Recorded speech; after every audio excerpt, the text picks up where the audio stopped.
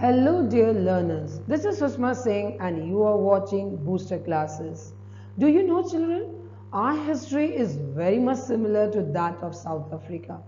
We Indians wanted freedom, and we all wanted respect and dignity. However, freedom did not come easy to us, and we all owe to our great freedom fighters. This is exactly what the people of South Africa wanted. So let's do the comprehensive study of the chapter named Long Walk to Freedom, wherein Nelson Mandela has described in details the freedom struggle of the black South African from white supremacy.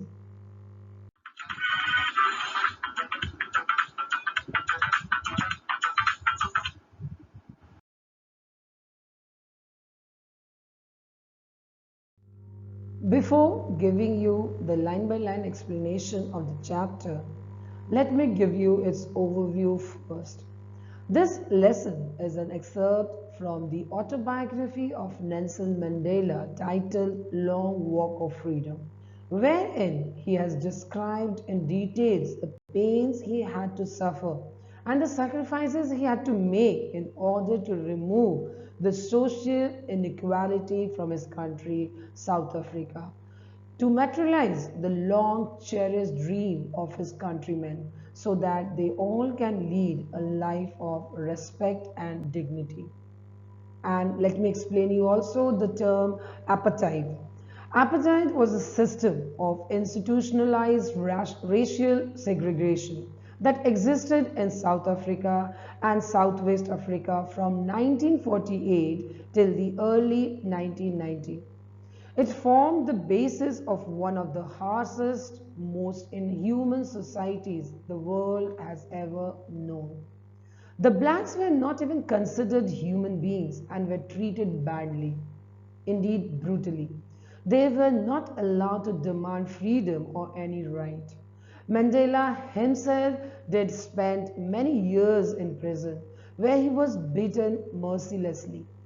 And by an extraordinary human disaster, Mandela means this centuries long practice of barbarous exploitation of the blacks by the whites.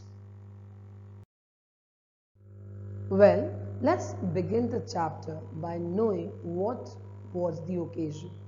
It was the inauguration ceremony of South Africa's first democratically elected government, and it took place in the lovely sandstone amphitheatre formed by the Union Buildings in Pretoria, which until recently was exclusively the seat of white supremacy, that is, the center of racial superiority.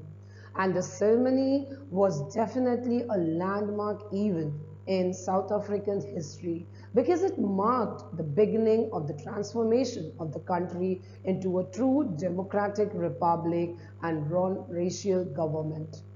This inauguration day was indeed a sight of rainbow gathering. And this is what Nelson Mandela said. Because people of all races, colors, and religions had gathered there. Even national and international dignitaries and world leaders from more than 140 countries had come together to witness Nelson Mandela become the first black president of South Africa. It was undoubtedly the largest international gathering ever held on African soil. Nelson Mandela gave a very powerful and motivating speech on the occasion of the installation ceremony. In his speech, he expressed his joy over the newborn liberty for South Africa and spoke of the honor accorded by the dignitaries and the world leaders to South Africa's newfound liberty, and even thanked all the international leaders for being a part of the ceremony. He pledged to obey and uphold the Constitution and to devote himself to the well-being of the people by liberating all his countrymen from the continuing bondage of poverty, suffering, and racial discrimination. He even assured his fellow countrymen that this independence which they have got should last forever. It will never come to an end. So, 10th May 1994 was a symbolic day because it brought an end of the cruel racial discrimination that prevailed in South Africa.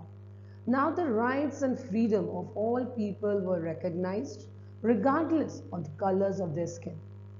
All of them were singing both the national anthems of the country.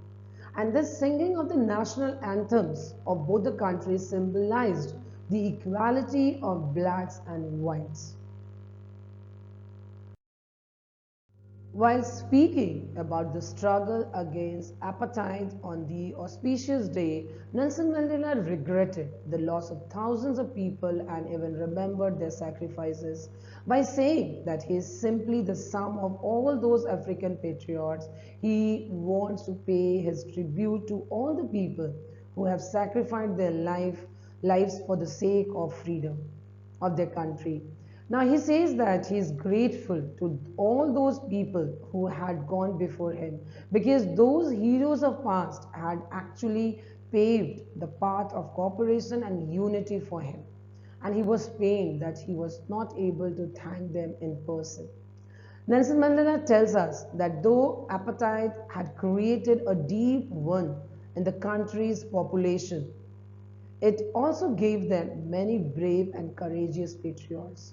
He believes that depths of operation create heights of character because resistance to operation makes people more strong, more courageous, and resilient.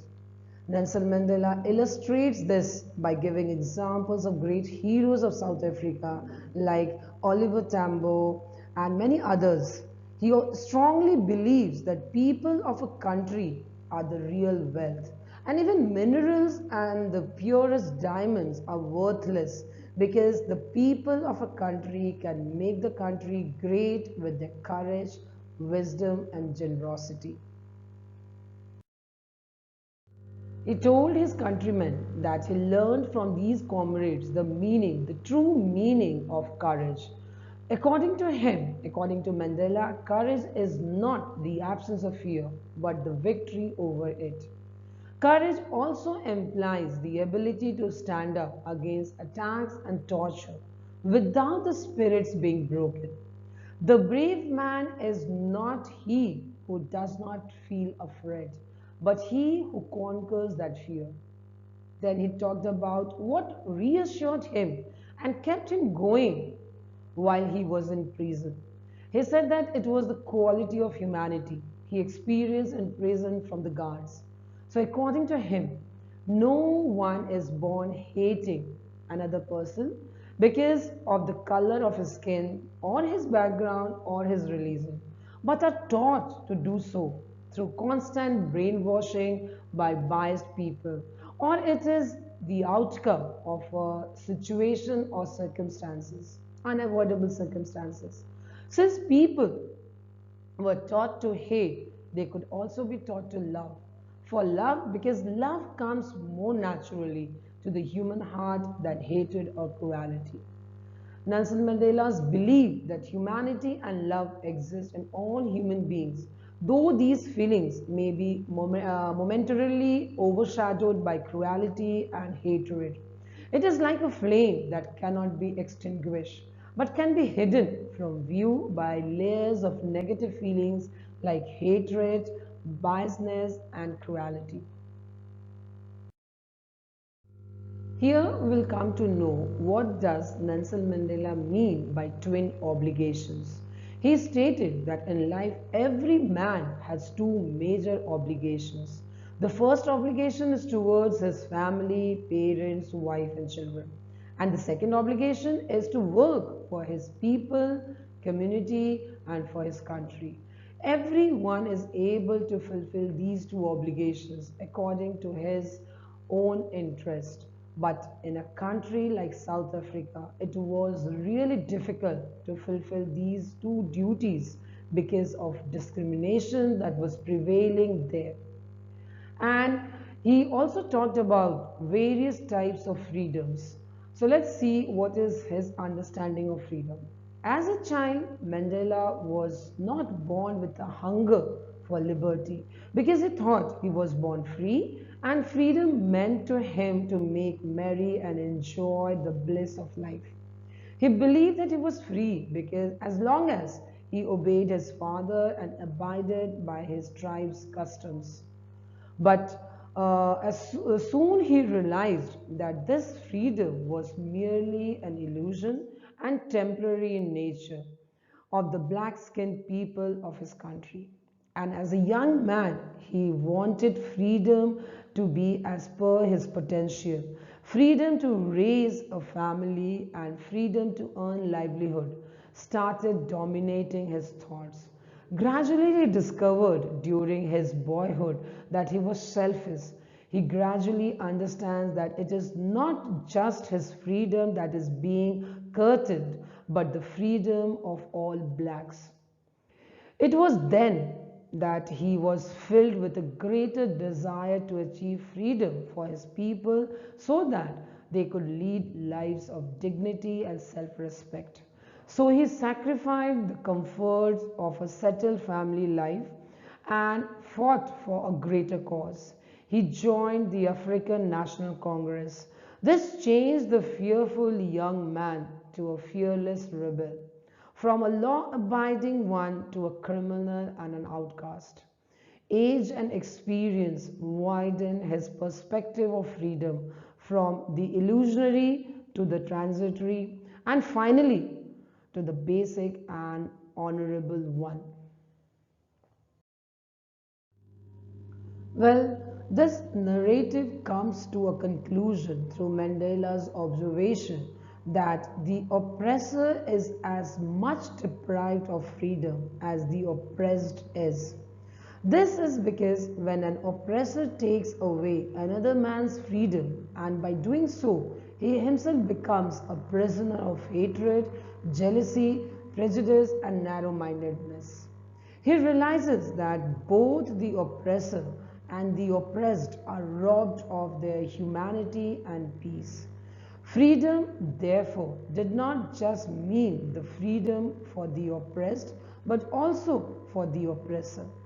Mandela believed that everyone deserves freedom. Now it's time to talk about the noteworthy life lessons that we have taken from his autobiography. Value of freedom in life is invaluable. Therefore, freedom from racism is the central theme of this lesson. Policies and rules must go hand in hand to ensure that no form of oppression exists. This chapter also advocates the necessity for civilization to grow in order to promote freedom for all. Hope you all understood this chapter. So here are a few important questions for comprehension check. So solve them and deepen your understanding. Keep watching to keep learning. Thank you.